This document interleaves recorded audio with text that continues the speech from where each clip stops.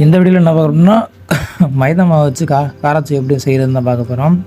தேவையான உப்பு வந்து நீங்கள் வந்து ஆட் பண்ணிக்கோங்க. அதன் பிறகு வந்து பார்த்தோம்னா மிளகாய்த்தூள் வந்து இதுக்கு தேவையான கொஞ்சம் காரமாக இருக்கும். அதனால் மிளகாய்த்தூளை வந்து தேவையான அளவுக்கு நீங்கள் வந்து போட்டால் போதும். நான் 2 கிலோ மாவு தான் போட்டிருக்கேன். அதில் வந்து அரிசி மாவு ஒரு பாக்கெட் வந்து போட்டிருக்கோம். 1 கிலோ மாவு மொத்தம் 3 மாவையும் மிக்ஸ் பண்ணால் கொஞ்சம் கெட்டியாக வரும். அது நல்லா தண்ணியை வச்சு நல்லா மிக்ஸ் பண்ணிக்கோங்க. அந்த மாவு வந்து கெட்டியாக ஆகுற வரை நீங்கள் வந்து நல்லா மிக்ஸ் பண்ணிவிட்டு என்ன பண்ணணும்னா அதுக்கு வந்து ஒரு ஹோல்ஸான ஒரு கரண்டி எடுத்துக்கிட்டு அந்த கரண்டியை நம்ம வந்து எண்ணெய்க்கு மேலே வச்சு அப்படியே நம்ம வந்து அதை மேலே பிசைஞ்சு அதை அமுக்கி விட்டோம்னா அப்படியே காராச்சி வந்து வந்துடும். எப்படின்னு பண்ணுறேன்னு பாருங்கள்.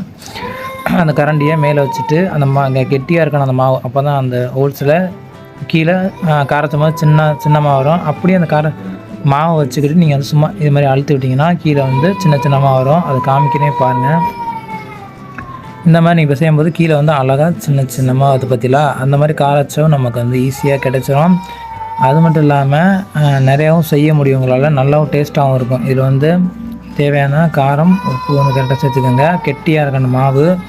அதன் பிறகு இது மாதிரி நீங்கள் வந்து 2 தடவை இது பண்ணிங்கன்னா நல்லா இந்த மாதிரி வந்துடும். பார்த்தீங்கன்னா நல்லா இருக்குது. பார்க்கவே டேஸ்ட்டாகவும் இருக்கும். உங்கள் வீட்டில் நீங்கள் சமைச்சு சாப்பிட்லாம்.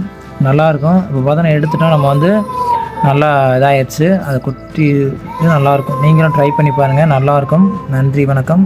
மேலும் வீடியோ போடுவோம். நன்றி வணக்கம்.